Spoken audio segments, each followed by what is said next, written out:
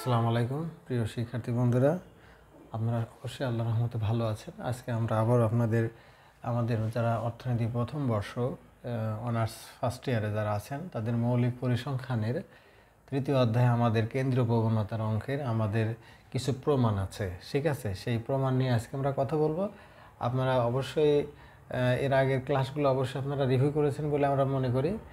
আর অবশ্যই আপনারা আমাদের পেজটাকে ফলো করবেন এবং ভিডিওগুলো শেয়ার করবেন। প্রমাণটি দেখুন যে দুটি চলক এক্স এবং ওয়াই যদি ওয়াই সমান সমান এ এক্স প্লাস বি সম্পর্কে আবদ্ধ হয়, যেখানে এক্স চলকের গাণিতিক গড় এক্স বার, তাহলে প্রমাণ করো যে ওয়াই চলকের যোজিত গড় ওয়াই বার। এক্স চলকের গাণিতিক গড় যদি এক্স বার হয় তাহলে ওয়াই চলকের গাণিতিক গড় কী হবে? ওয়াই বার হবে।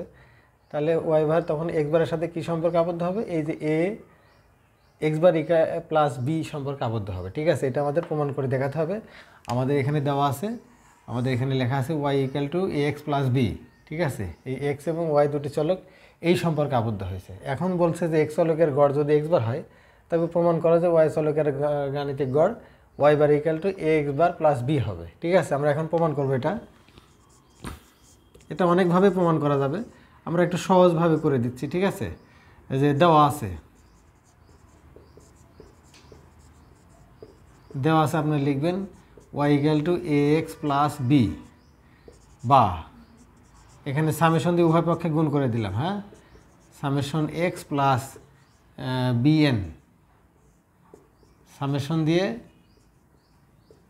গুণ করে, ওকে? তাহলে সামেশন ওয়াই বাই এন, এবার আমরা এন দ্বারা ভাগ করব। A equal to summation x by n plus b n by n, এবার এন দ্বারা ভাগ করে, ওকে? তাহলে আমরা জানি এক্স বারের সূত্র কি, গড়ের সূত্র কি? X bar equal to summation x by N, তাই না?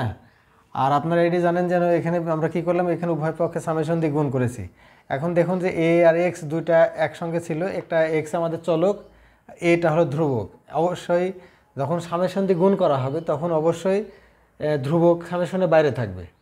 এটা একটা কথা মনে রাখবেন, যখন চলক এবং ধ্রুবক পাশাপাশি থাকবে আর সেই সময় যদি সামেশন দিয়ে গুণ করা হয় তাহলে অবশ্যই ধ্রুবক সামেশনের বাইরে থাকবে।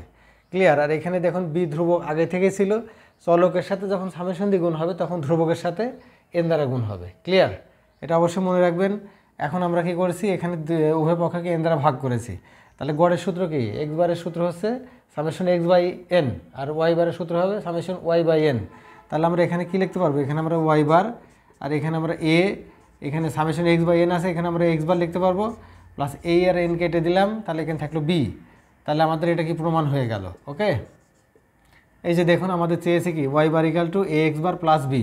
তাহলে ওয়াই বার ইকাল টু কি A X bar plus B, এটা আমাদের প্রমাণ করতে বলেছিল, আমরা এটা প্রমাণ করে ফেললাম, ওকে? আশা করি আপনারা বুঝতে পেরেছেন। অবশ্যই আপনারা ভালো থাকুন এবং আমাদের পেজটাকে ফলো করবেন এবং ভিডিওগুলো শেয়ার করবেন। আল্লাহ হাফেজ।